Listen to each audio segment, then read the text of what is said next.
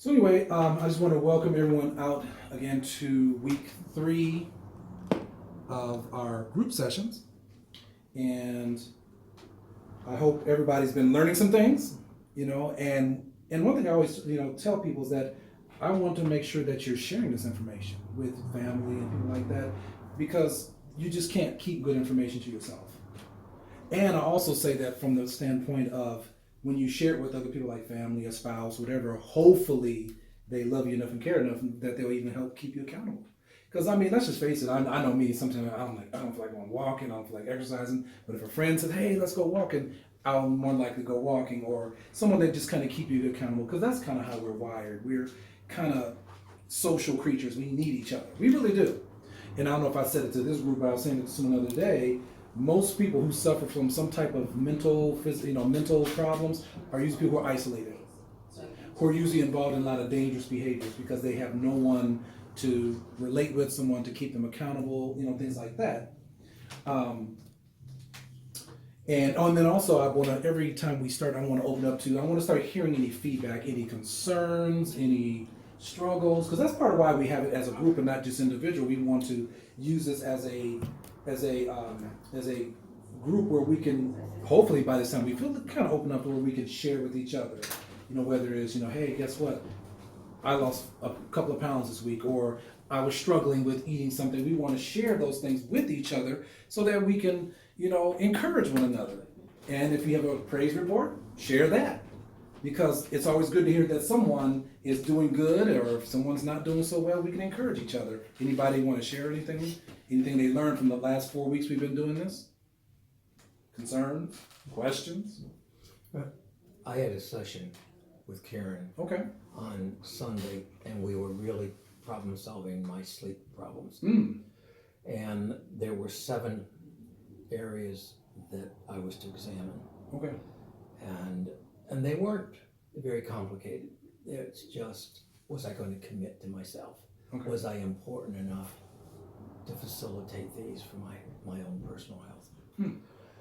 And one of them was melatonin.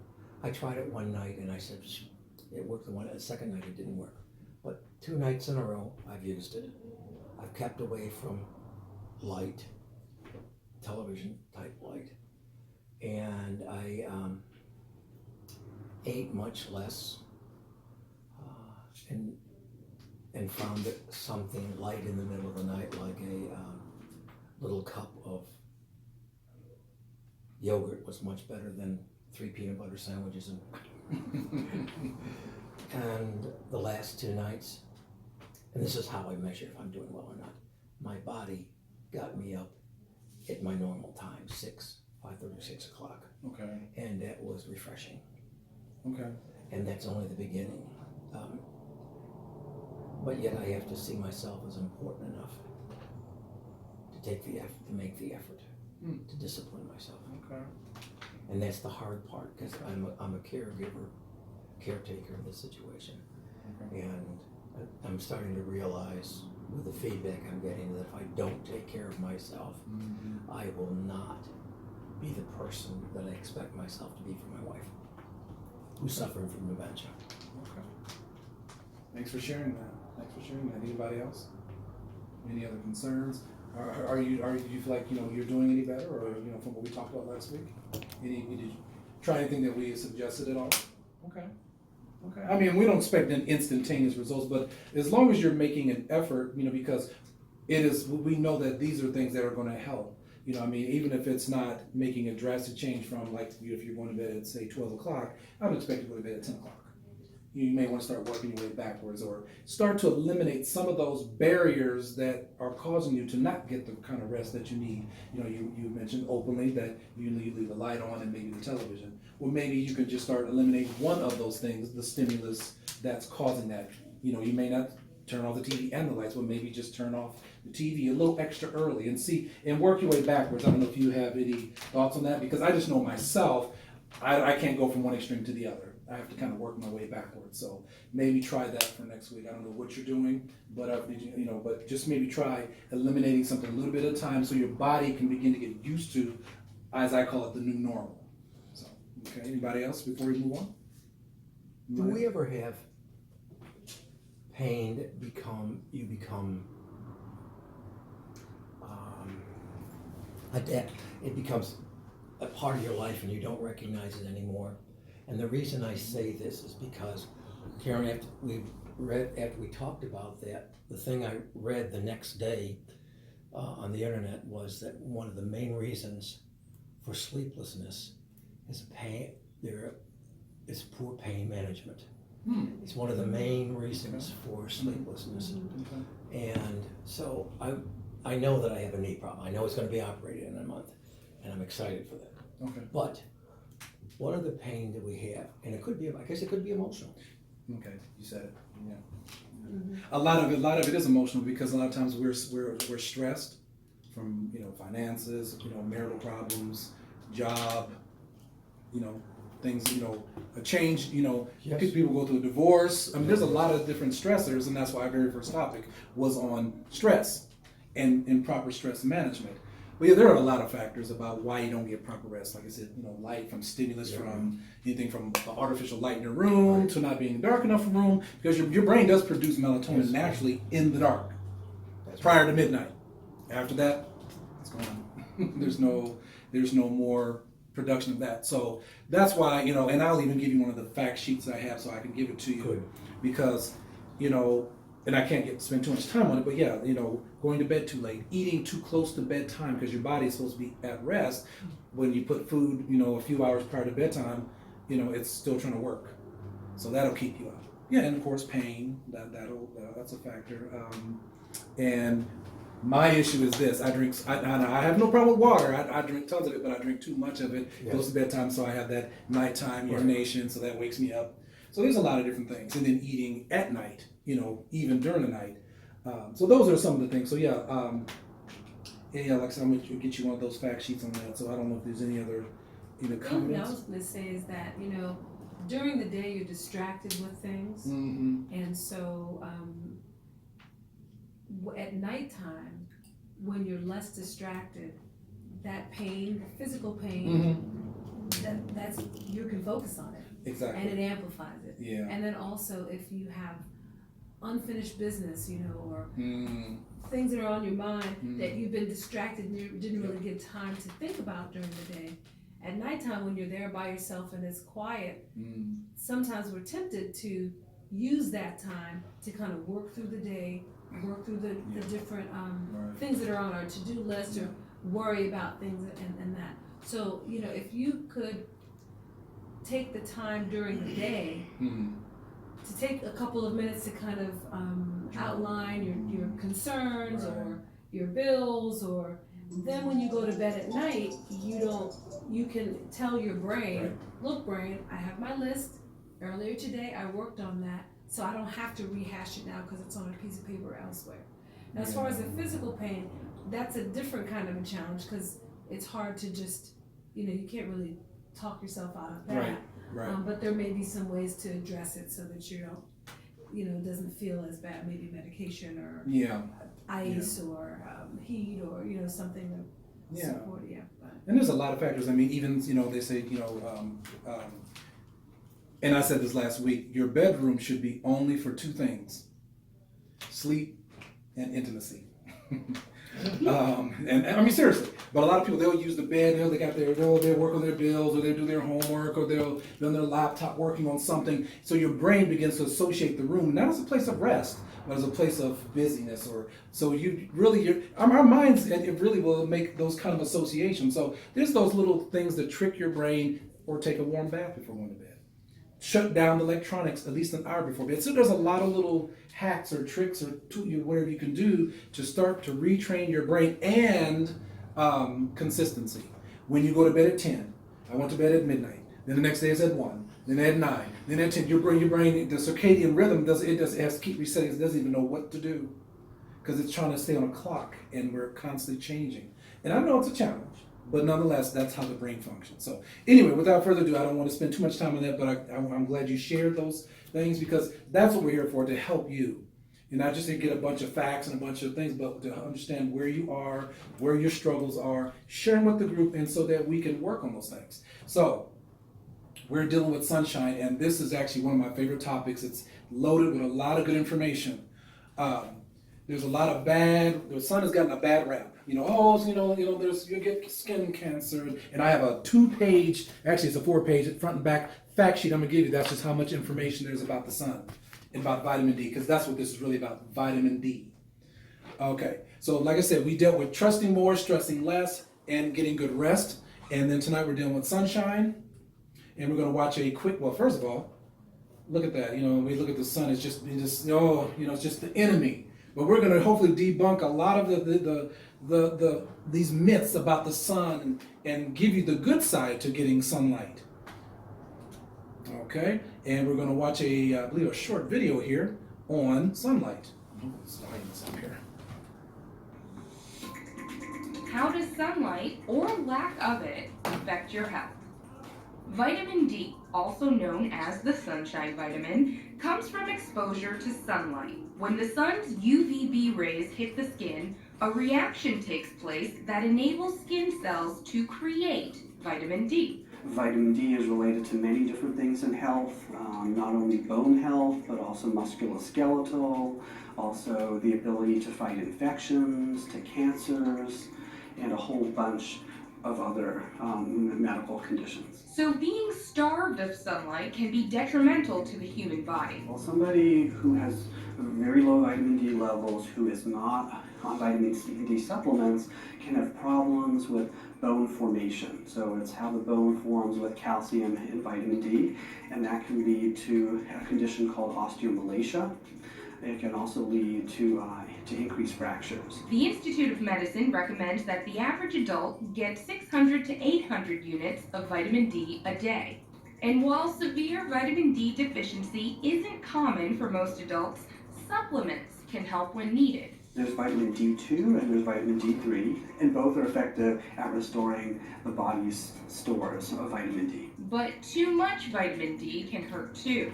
People who are on megadoses of supplements, for example, 100,000 units a day, can get vitamin D toxic. And the only way to know that is they'll get high calcium levels. So they'll get symptoms associated with high calciums, which could be things like confusion, abdominal pain, kidney stones, things like that. And a number of studies are underway to investigate all of the health benefits associated with vitamin D. Interesting. A lot of good information there. So, for the past few weeks, we have been talking about what causes sickness and disease, and this is the definition that we've been using, and hopefully more and more it'll begin to understand that, as I said, there are laws to health. And it says here, so disease is an effort of nature to free the system from conditions that result from a violation of the laws of health. So basically, in one sense, disease is kind of a good thing in the sense that your body, it tells you when something's wrong. It's your body's way of, okay, I'll give you a real good example. I always use this one. And it just amazes me, the over-the-counter the medications we get for this. I had a chest infection, so my body was I was trying to, cough up, the infection in the phlegm in my throat. That's the body's way of trying to get rid of something. But what do? We go to get something called a suppressant. Mucus actually traps infection in your body, and then your body says, now let's get rid of it. That's why if you look at mucus, it's clear when you're not sick, but when you have a cold or infection, it's like that yellow-green. That's the infection. But if we're suppressing things, we're keeping the infection in our body when the body's trying to free itself. I hope that very simple illustration kind of give you an idea that the laws of health, whether it be nutrition, whether it be exercise, whether it be sleep, we're going to learn more and more on how violating these simple principles, you could almost tell what principles you're violating when you really learn this stuff by the condition that you're suffering from. Okay, now, here it says, sun exposure causes a chain reaction that converts cholesterol into vitamin D. There's a direct correlation between cortisol and vitamin D. Both are known as hormones, and when we are stressed, we lower the body's ability to absorb vitamin D. It is important to get an adequate supply of sun exposure each day in order to maintain optimal vitamin D levels so that in the event we become stressed, our levels do not drop below what our body needs for optimal healthy function. I know that was quite a bit, but bottom line is we need plenty of vitamin D from the sun. And when you're stressed, your body is not able to absorb it as well. And then, if we're not out in the sun, that the over cholesterolization of, because of the food we eat is not taken care of, so our cholesterol levels go up, and they're not managed because we're not outside enough. Yeah, you're kind of saying what we're going to, yes. So children, Yeah. we have an obesity problem with children now because there's less outside. That's You interesting. see, you're hitting on some points. See, you're there because we're going to talk about that. Okay. That a lack of it. Okay, well, let's get to our facts. Exposure needed to generate sufficient vitamin D may vary depending on skin color, and one of the fact sheets I'm giving you talks about that and the amount of time you need to be in the sun. Darker skin needs more sun due to melanin. Then it says daily sun exposure lowers your blood pressure. Did you know that? Healthy vitamin D levels are linked to lower blood glucose levels. We're going to talk about that. If you're diabetic, you actually produce insulin naturally by just walking in the sunlight. Via vitamin D production, sunshine helps to lower cholesterol. Vitamin D deficiency is linked with the risk of cardiovascular disease. And there's also a relation between obesity and vitamin D deficiency.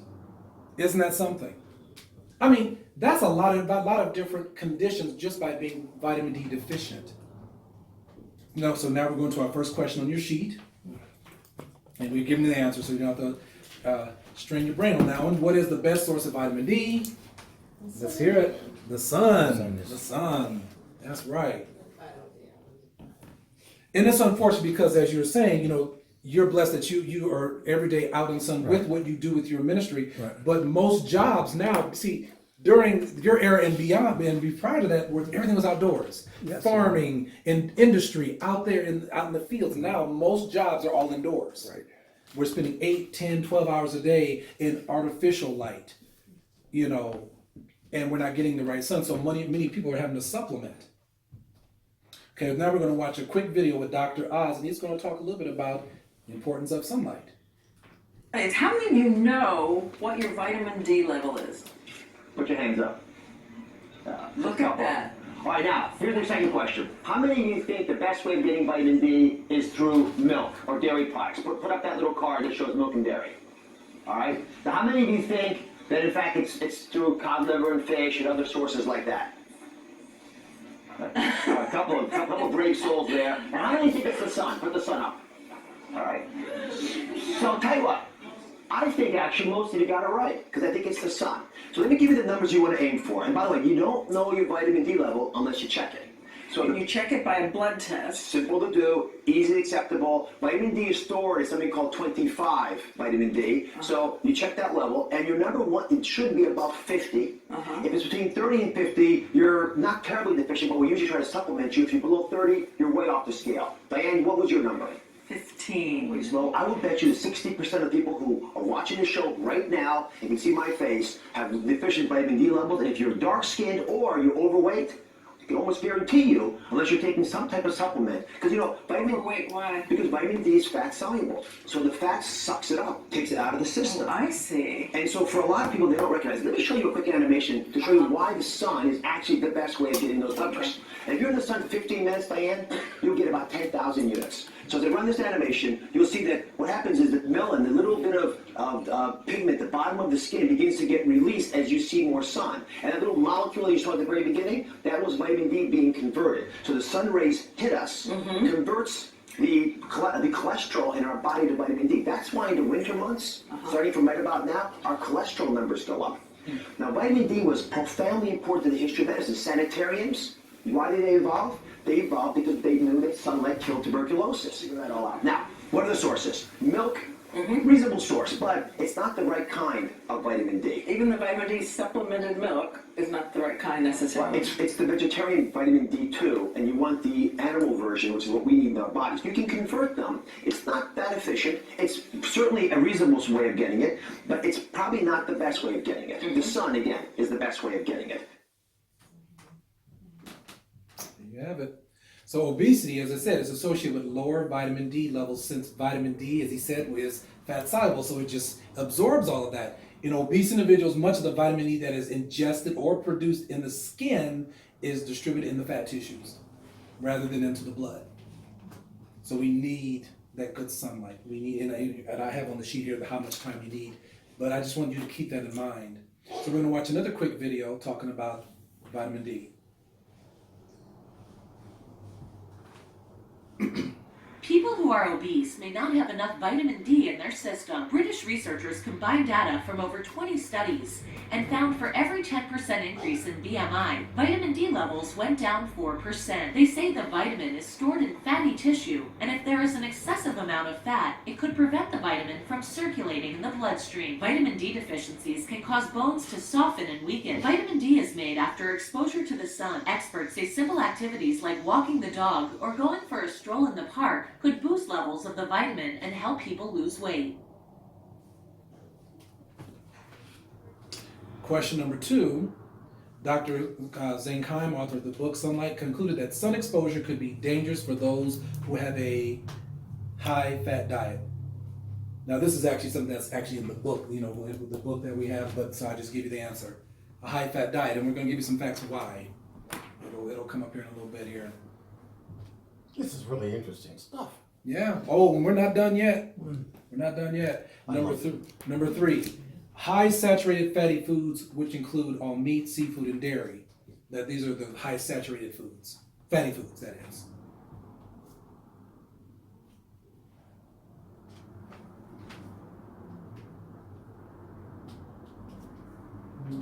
And these are the foods that affect the blood cholesterol levels. Okay, number 4. Also, Dr. Keim showed that there is a link between skin cancer and who eat flesh foods and use of dairy products. And this is just a little bonus tip that a lot of people don't know. You can research it yourself. I'm dealing with like cow's milk. I don't know if anybody drinks cow's milk or not. That's none of my business. I just want to share this fact with you that a lot of research is showing that we are told to drink, milk because it helps, to build healthy bones and fights osteoporosis, when it actually does the opposite. It causes bone fractures because there's too much acid in cow's milk for a human body to consume. It's called metabolic acidosis. And so what the body does is that it will leach calcium from the bones to neutralize the acid from dairy. So there was a study done on women, and they found that they had more osteoporosis than those who didn't drink milk. So that's just a little side note. Okay, But the industry's really, particularly the dairy industry, really pushes it. I mean, that's how we get our information. Oh yes, they pay for their own That's studies. right, that's right. So we was like, oh, milk does the body good. It's because they had their own scientists and their own. The meat dairy industry is one of the most powerful industries on the planet. Yes. They are very powerful. Okay, number 5, vitamin D deficiency is associated with a significantly higher risk of heart attack. So being deficient of vitamin D, you're higher risk of getting a heart attack. And sunlight is free. It's free. It's free. One of the few things. It's free. So just now this right here, vitamin D is one of the strongest ways to strengthen the immune system. Isn't that an interesting fact? You want to strengthen your immune system? 1, get good sleep at night, because your body is strengthened at night, and also getting vitamin D. That is one of the reasons why people get sicker during the winter months. There's 2 reasons why I can tell you why people get sicker during the colder months. They're vitamin D deficient, they're not getting good sleep, and then there's a lot of sugar consumption during those months. The holidays, we eat a lot of cakes and pies and this during Christmas and Thanksgiving and Halloween, and processed sugar actually suppresses the immune system. But for this one, vitamin D. Vitamin D. Let's watch our another video. You know that 100 million Americans have vitamin D deficiency. Think about it. 100 million of us, including children.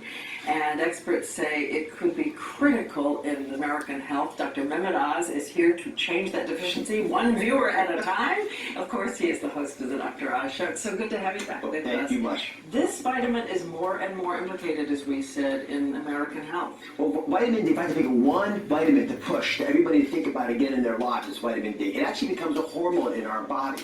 And it's important not just for bone health, which is where most people think vitamin D is important, but it's important for high blood pressure. It's important for cancer, breast, colon, prostate. And you know what? If you're worried about the swine flu today, take some vitamin D, because it's one of the best ways of enhancing your immune system.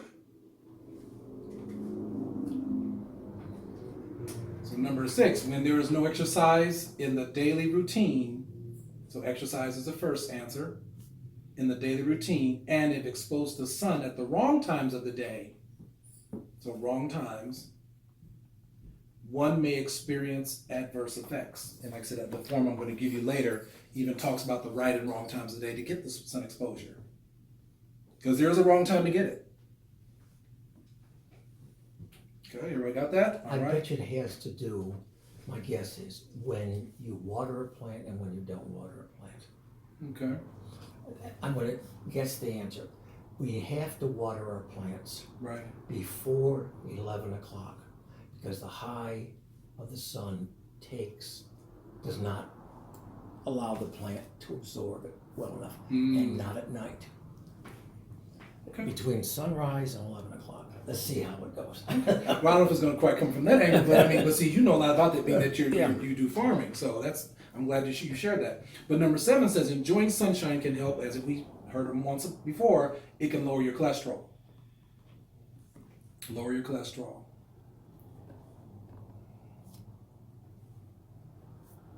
Okay. Number 8, sunshine naturally helps to lower blood pressure. I mean, these are things that most people suffer from: high cholesterol, blood pressure, diabetes, because you produce insulin naturally. Walking for an hour in the sunlight, it produces 5 units of insulin. It helps with obesity, just by walking outdoors, just a short time every day. Free medicine. Number 9. Now this was a very striking one. I had no clue. I'm going to show you a video after this, but vitamin D has anti-cancer fighting properties. Anti-cancer. And that's why, like, when you're sick, why it's a lot of times people stay sicker. That's why I hate it, like in hospitals or when people, it's funny, when people are sick, they actually shut down everything. They close all the blinds and they close all the windows. You need fresh air to get the bad germs out of to purify your blood. And you need sunlight, because sun is antiviral and antibacterial. I'm one of the ones who do that. Oh no! At least sometime today, just open it. It'll even help you feel better. Getting that sun in your face, and it's just amazing. That's why I say in this society we do everything backwards. We suppress, and the body is trying to get rid of something or trying to do something naturally on its own, but we suppress it with medicines. We stay cooped up inside. Most people who are depressed are vitamin D deficient because they're not getting outdoors. But if you get outdoors for a while, you just automatically start feeling better because it produces serotonin, which is I call the happy hormone. See, I'll be outside. I like the outside. That's good. Still. Still what? It still seems, I don't know. Still, no, share it. I mean, It doesn't make sense. I'm just saying that, I don't know if I'm out there enough, maybe. Well, I mean, how long do you stay? I mean, it's like are you out there just for like half an hour? I mean, It depends on what I got going on. Sometimes if it's just like, say if we did a while ago, I may just sit out there. okay, I may sit out there and listen to music or read something Okay. on the phone or talk on the phone or something. okay. So I'm like maybe an hour at the most. Now from here with yard work, I can be out there for a couple of hours. Or Okay, something like that. okay. But Now, when you say that, and what was your concern? You said, I don't know if there's enough. You mean like you're still not feeling good, or you're feeling tired or depressed, or what is it that you're saying? because it seems like I'm still tired. Well, see, there's other things. See, that's the thing. There's There's a lot of other stuff Right. around too, though. But this is only one factor. We have 10 principles. It could be Right. your sleep clock is off. yeah, that's It all could too. be, and that's why we're slowly trying to give you these tips so that you can slowly find ways to start saying, you know what, I need to start working on this. I mean, you can't do everything all at once. Your body, if you've been doing something a certain way for, let's say, for years, you have to start slowly bringing your body back in harmony. You hear a lot of people say they try to do a lot during the day to try to make themselves tired. So by Right. the time that's not in my case. By the time if I think I'm tired, it still takes me a minute to wind down as I get into bed. So it's Okay. still like another couple hours or so before you just fall asleep. But and then my question is, what are you doing prior to going to sleep? Were you watching TV? Did you eat real close to bedtime? Did you drink a lot of water? Or are you still thinking about what's going through the day? I mean, there's a lot of things that keep your mind stimulated. You know, How much caffeine have you taken in? yeah, you know, all these different. There's a lot of different factors. In my case, yeah. Oh, you But see. a lot of But different they're all- stuff. I mean- Because I mean, like I said, my work schedule is not the same every day. Yeah, So yeah. it's up and down. Okay. And then between that and my husband's alarm going off at the same time every morning, I'm up. It's 2:40. Ooh. And so some it depends. I may sleep through it sometimes. I can go back. Sometimes I'm up for like maybe an hour or two before I actually fall asleep. Okay. If I don't sleep for a couple more hours, then it's time for me to get up. Yeah. You know, and start the day or whatever. So like the day I was off, but then I had to handle. You know, I don't know. My son was in the accident back in November, so like we're still going through legal stuff with that. So then the day I had to go to the dentist's office, pick up paperwork, get to the lawyer's office over there, and like call the insurance stuff. So, I mean, it sounds like you just have things that has got your mind going, and I know that's hard to deal with. It's getting better and it got better. Okay. But it's still the days like the day, you know. Right, Now tomorrow right. maybe. You just gotta find things that'll, you know, to help you. With all what you're going through, you may say, you know what, tonight I'm just gonna shut everything down. I can't fix everything in one day. I'm gonna take a warm bath, or everybody, y'all just leave me alone, or whatever you gotta do. Everybody's home is a little different, but you gotta find something that's gonna be for you. Because I put it like this: your health, you can't buy it back. When it's gone, it's gone. I mean, I look at my blessed mother. I'm like, Lord have mercy. I wish I'd have known things I know now way before it got bad. Right. I could have helped her more. But by the time I kind of knew a little bit more what I'm teaching you, she was so far gone, and her eating habits and her organs were just failing all over the place. I'm like, all I can do is just be there the best way I can for her.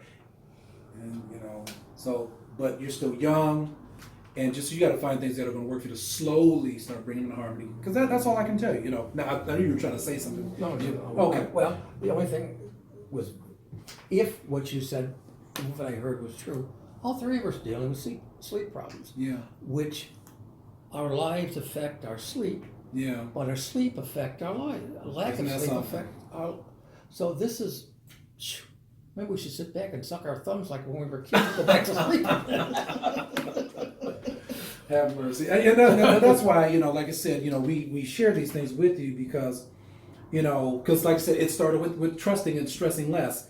And each one of these principles, if you notice, and we're only on week 3 and we've got 7 more to go, each one kind of builds upon each other, so not to rehash all of the stress, the segment, find things that you can do to start to wind up. Like, for instance, if it's going for a walk, or turning off the TV that just stimulates your mind more, or take a warm bath, or something that just soothes you. Read a book or something that'll work for you. Everything doesn't work for everybody. I play soft music. I try to turn things off, right before I go to bed, and I still work at that. I'm trying not to drink as much as it's close to bedtime. I keep one of them beside the bed though. No, I do too. But I'm like, okay, but I've gotten better. I take my little melatonin. I'm trying to because what I'm doing, I'm trying to retrain myself to start going to bed. And I was going to bed 11, 12 o'clock. 11:30, 11 o'clock. And then I talk to my friend on the phone. I say, hey, you got to get off so we can go, do our thing. And every night I'm getting a little closer to 10. One night I went to bed at 9. I'm like, so I'm trying to get to a pattern where my body is getting used to a pattern. And the thing that I do before I go to sleep every night is I have to watch the news, which is the worst thing in the world. Yeah, Nothing good is says in the it's news. depressing. Now you said the key thing. You said you have to. Oh, you're trained to. Oh, I've trained myself that I have to have this nourishment of the mind to make myself crazy. Yeah, it is. Middle of the night. Like they say, CNN is constant negative news. It ain't nothing but just, who got shot? This war and this bombing and this person dying. I'm like, Yeah. then you sit there thinking about that stuff. They're significant. I watch it, but I don't think about it. I love watching the news because I want to know what's going on. That's how you know. But it don't bother me. Well, anytime I hear, Well, okay, go ahead. What you gonna say? anytime I hear TRUMP, I go crazy. This guy's so nuts. I mean, what he's done to our nation. That's why I don't sleep. I mean, I worry about things I have no control over. 30 minutes. Mm, Come back home in the morning time, I go to bed. I'll sleep then maybe a couple hours or whatever, but at night, 15 minutes, 30 minutes, I'm just woke, I just can't go. 12 o'clock, I'm woke, trying to go, can't go. What do you feel like? What does your body feel like? It's tense? Does it feel like it's keeps like like you're shaking? Like does it? But in a minor way, like you're tense. I'm trying to explain how I feel. I feel like sometimes my body just tenses up and it just can't relax enough to. Is that what it Can't feels? go to sleep. Well, see, but there's obviously there's something deeper going on because you said you just can't go to sleep, but there's something there, and it may not be able to be fully addressed in this group. I don't know. I mean, because I don't know you that well, and I'm not a psychologist or anything like that. But I'm sharing with you just basic things that I know that can help you to sleep. But you continue to say things like, "Well, I just can't go to sleep." There's something going on underlying that only you know, that if you're not comfortable sharing, or maybe share with someone that can give you something that's, because I don't promote sleep aids. I mean, unless it's natural, because then you don't want to get, addicted to that stuff. You want to train your brain to naturally start to calm itself down. But if there's some underlying issues that are psychological that are causing you to stay awake. I mean, I know that the externals are just keeping your lights on and the TV all night long, but you're saying there's a reason why you keep the TV on all night long and the light on all night long, because most people, that's not something most people would do. So only you know why it is that you feel the need to do that. Watching TV, been doing it now for years, so. I find that Just my there watching it, staying awake, watching it. You go to sleep, you wake back up, you watch it, go to sleep, wake back up. So now, have you ever tried to just see just one night to just turn up to see what, and the lights off and you just stay awake? Thinking of everything. Huh? Thinking of everything. Okay. Everything going through your mind. That makes sense. That makes sense. And so your TV becomes your companion. Well, I was gonna say that it's a way to, the TV is a way to kind of silence what the what's really on your mind. It's kind of the deterrent from what you're trying not to Takes think the about. focus off. Takes the focus off what's really going on. Is that what you think? Maybe that's what's going on. No, I think I just like watching the program that's on. I just like watching this, I like watching that, and Okay. it can't be a habit. Well, okay, and that is it. When you've done something for a long time, it's hard to break habits, and that's why I'm just sharing with you. I don't know. We'll talk more about that. I don't know if Dr. Stacy, we can talk more about that, because there's something deeper going on. I mean, I know it's a habit, but for you to stay up all night long, I mean, that's very detrimental to your health. Very detrimental. I mean, Do you very get angry? detrimental. Do you get angry at yourself for getting sleeping? Okay, because I started to be upset with myself, and No, I don't get mad at oh, myself. good, I did. I just And it was go to very sleep, and I counterproductive. wake it up, I Okay. look at the time, and I know about how long I've slept. I look at that, Mm. so I know how long I've even slept. But then I'm up Okay. every morning anyway. 2 o'clock I'm up, 3 o'clock I'm up, 1 something I'm up. I'm God up bless at you. the clock at the time, Have mercy. and then I Yeah, get we're up gonna for have to- work